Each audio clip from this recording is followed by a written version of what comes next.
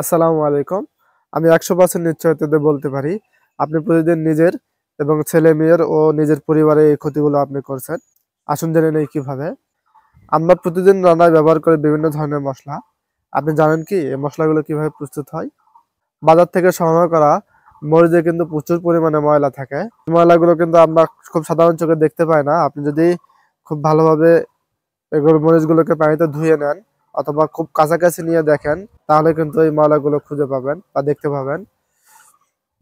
এই জন্যই কিন্তু বাজার থেকে সংগ্রহ করা মরিচগুলোকে আমাদের খুব ভালোভাবে পানিতে ধুয়ে পরিষ্কার পরিচ্ছন্ন করে রোদে শুকিয়ে প্রত্যেকটা মরিচ থেকে বোটাগুলোকে আলাদা করে প্রস্তুত করা উচিত। তা না হলে অসুস্থতার কারণ হতে পারে।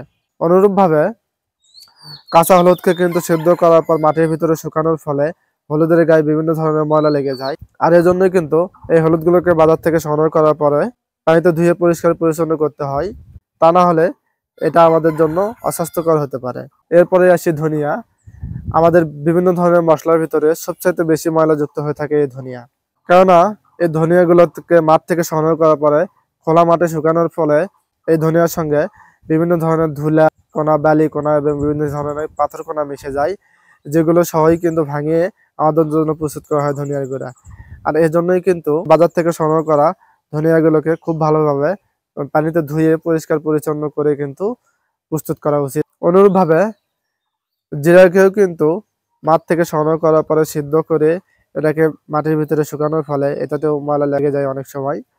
এই জন্যই কিন্তু বাজার থেকে সংগ্রহ করা এই জিরাগুলোকে পরিষ্কার পরিচ্ছন্ন করে খুব ভালোভাবে রোদে শুকিয়ে তারপর এটাকে ভাঙিয়ে আমাদের খাবার উপযোগী করতে হবে।